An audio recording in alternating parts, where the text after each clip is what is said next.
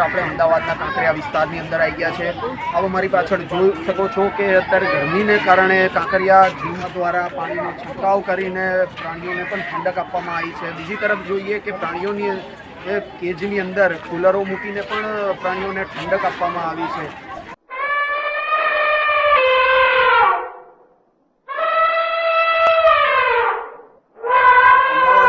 કાળઝાળ ગરમીમાં જે ચિંતાજનક એક વિષય બની ગયો છે જે અમદાવાદ કાંકરિયા પ્રાણી સંગ્રહાલયમાં રહેતા પ્રાણીઓ માટે છે। માણસો તો એસીમાં અને પંખામાં રહીને પણ ગરમી સહન કરી લેતા હોય છે, જ્યારે એક વિષય એ છે કે પ્રાણીઓ કઈ રીતે ગરમી સહન કરશે, તો એ બાબતે આપણે ચર્ચા કરવા આજે આવ્યા છીએ। સર, આપનું નામ? મારું નામ ડૉક્ટર શર્વ શાહ છે।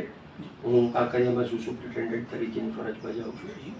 હાલમાં જે કાળઝાળ ગરમી છે એના કારણે જેવી પશુ પક્ષીઓને રક્ષણ મળે તે માટે અમે લોકો મોટા ડેઝર્ટ ઇન્ડસ્ટ્રીયલ કુલર્સ ચલાવીએ। પક્ષીઓ માટે અમે લોકો ખસની મેટ્સ અને ગ્રીન નેટનો ઉપયોગ કરીએ છીએ, જેથી તેમને ગરમીના અને સૂર્યના તેજ કિરણથી રક્ષણ મળી શકે છે।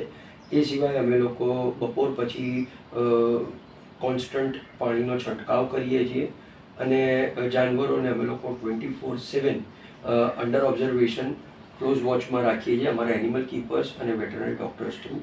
અને આટલી ગરમી હોવા છતાં પણ આપ કાંકરિયામાં ફરશો તો આપને બહાર કરતાં 2 થી 3 ડિગ્રી ટેમ્પરેચર ઓછું મળશે, કારણ કે અહીંયા એટલા ઝાડપાન વૃક્ષો વાવેલા છે અને પાણીના છંટકાવના કારણે મુલાકાતીઓ તથા જાનવરો અને પશુ પક્ષીઓને પણ આ કાળઝાળ ગરમીમાં રાહત મળે છે।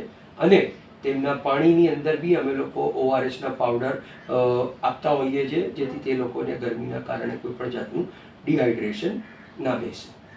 અને સર, જ્યારે કોઈ પશુ પક્ષીને ડિહાઇડ્રેશન કે બીમારી થતી હોય છે તો એના માટે આપ શું ઈલાજ કરો છો?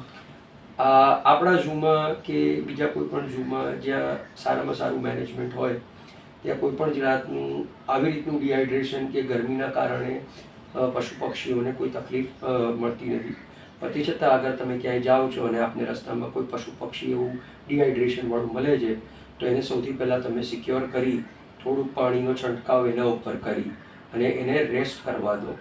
એકદમથી તમે એને હેન્ડલ કરવાનું અવોઇડ કરો અને નજીકમાં કોઈ બી વેટરનરી ક્લિનિક હોય કે કોઈ સંસ્થા હોય જે અબોલ પશુ પક્ષીઓ માટે કામ કરતી હોય ત્યાં એને લઈ અને એની સારવાર કરાવો।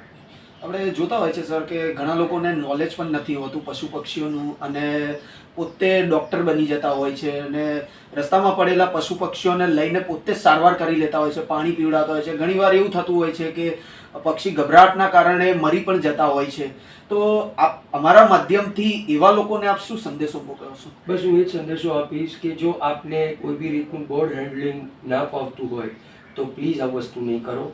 તમે એને એક સિક્યોર બોક્સની અંદર મૂકી અને તાત્કાલિક નજીકની કોઈ બી પશુ પક્ષીઓ માટે કામ કરતી સંસ્થામાં એને ઇન્ડોર કરાવો અને ત્યાં એને ડૉક્ટર્સની સારવાર આપો।